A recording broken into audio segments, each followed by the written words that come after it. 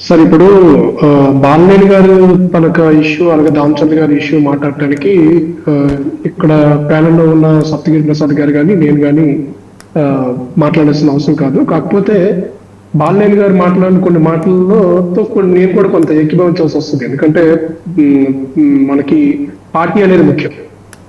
ఇప్పుడు ఎవరో నియోజకవర్గానికో లేకపోతే ఒక స్టేట్ లో పవన్ కళ్యాణ్ గారికో లేకపోతే కొంతమంది నాయకులకు గుర్తింపు లేకపోతే ఒక గౌరవాన్ని ఇచ్చేసి మిగతా వాళ్ళకి ఆ సరిపడా గౌరవాన్ని ఇవ్వకపోతే అది నిజంగా కొంత తారతమ్యం ఉండడం అయితే నిజం, అది వాస్తవం.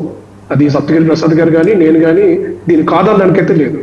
అయితే ఏంటంటే దీన్ని మనం పబ్లిక్ గా మాట్లాడుకొని పబ్లిక్ గా ఒకరి మీద ఒకరు కామెంట్లు చేసుకొని కూటమి తాలూకా ఈ ఏదైతే లక్ష్యం ఉందో అలాగైతే ఏదైతే ఈ మైత్రి ఉందో దీన్ని దెబ్బతీసి పక్కన ఉన్న వైసీపీ పార్టీకి అవకాశం ఇచ్చే వాళ్ళు అవుతున్నారు. కాబట్టి దీని మీద పార్టీ అధిష్టానం, మా జనసేన పార్టీ అధిష్టానం, బాలినేని శ్రీనివాసరెడ్డి గారు చాలా సీనియర్ పొలిటీషియన్, మాజీ మంత్రిగా చేశారు ఆయన.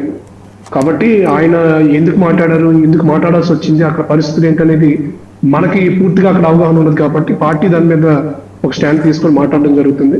అలాగే టీడీపీ కూడా దామచర్లతో మాట్లాడి ఆయన ఎందుకు ఇలా మాట్లాడాల్సి వస్తుంది, పబ్లిక్ ఎందుకు రావాల్సి వస్తుంది. ఇప్పుడు పవన్ కళ్యాణ్ గారు బాలినేని శ్రీనివాసరెడ్డి గారిని గుర్తించి ఈ 2 జిల్లాల్లోనో లేకపోతే ఈ జిల్లాలోనో మీరు పార్టీని బలోపేతం చేయండి అని చెప్పి బాధ్యత అప్పచెప్పారు.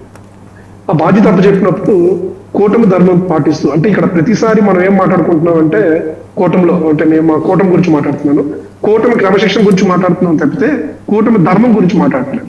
ఆ కూటమి ధర్మం కూడా పాటించాలి. కూటమి క్రమశిక్షణ ఎప్పుడైతే మనం ఆశిస్తున్నామో కూటమి ధర్మాన్ని కూడా మనం పాటించాలి. ఇప్పుడు బాలినేని శ్రీనివాసరావు గారు చెప్పినట్టుగా 158 రేషన్ షాపుల్లో ఒక్క రేషన్ షాప్ మాత్రమే జనసేన వాళ్ళకి కేటాయించారని చెప్పారు. కొన్ని నియోజకవర్గాలు, కొన్ని కాదు, దాదాపు 85%, 90% నియోజకవర్గాల్లో ఒకటి కూడా ఏం లేదు.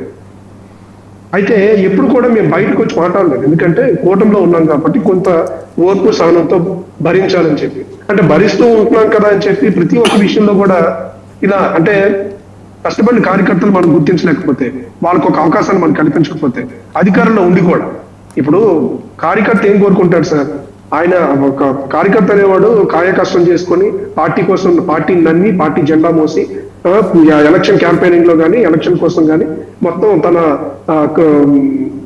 శ్రమనంతా పెడతాడు. అలాంటి కార్యకర్తకి అధికారంలోకి వచ్చిన తర్వాత ఎక్కడైతే అవకాశం ఉందో అక్కడ మనం అవకాశం కల్పించలేకపోతే ఇంకా అక్కడ లీడర్ ఉండే అవకాశం ఏంది, అవసరం ఏముంది చెప్పండి, ఉపయోగం ఏంటి చెప్పండి. ఈరోజు జనసేన నాయకులు కొంతమంది బాధపడుతున్న బాధ అయితే వాస్తవం.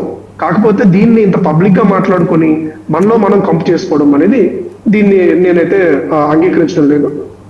దీన్ని ఎంత త్వరగా వీలైతే అంత త్వరగా సమన్వయ కమిటీలు ఏర్పాటు చేసి తప్పనిసరిగా ఇదంతా ఈ సమస్యలన్నీ కూడా సర్దుమణిగేలాగా పార్టీ ఇటు జనసేన పార్టీ కానీ తెలుగుదేశం పార్టీ కానీ బీజేపీ పార్టీ కానీ తగిన చర్యలు తీసుకుంటుందని నేను భావిస్తున్నాను.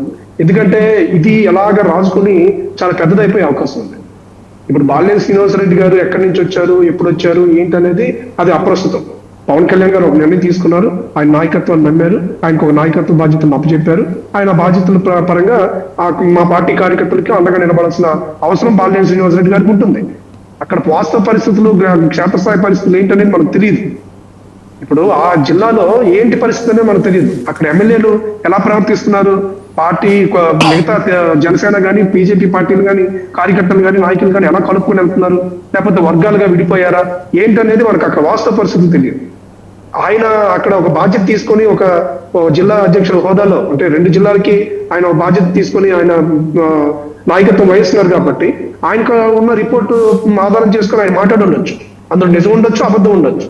లేదు వీళ్ళిద్దరికి గతంలో ఉన్న రాజకీయ వైరాల వల్ల ఇప్పుడు దీన్ని పెద్ద చేసుకుని మాట్లాడుకోవచ్చు. ఏదేమైనప్పటికీ కూడా ఇక్కడ మేము మాట్లాడుకోవాల్సిన అవసరం కాదు. అది పార్టీ హైకమాండ్ అటు తెలుగుదేశం కానీ జనసేన కానీ ఒక యాక్షన్ తీసుకొని వాళ్ళిద్దరిని సముదాయపరచాల్సిన అవసరం ఉంటుంది. ఈ విషయం అయితే నేను ఇదే చెప్పాలి. Right, okay. మీ పరిస్థితి ఏంటండి? మీకు నెత్తి మీద పాలు పోస్తున్నారని కొంతమంది అంటారు, అస్త్రాలు ఇస్తున్నారని కొంతమంది అంటారు. కృష్ణాంజనేయులు గారు కూడా ఆయన చాలా సీరియస్ కామెంట్స్ చేశారు. వర్మ గారు, ముందుగా మీకు పెద్దలు అన్న సప్తగిరి ప్రసాద్ గారికి, కృష్ణాంజనేయులు గారికి, సోదరులు బాబు గారికి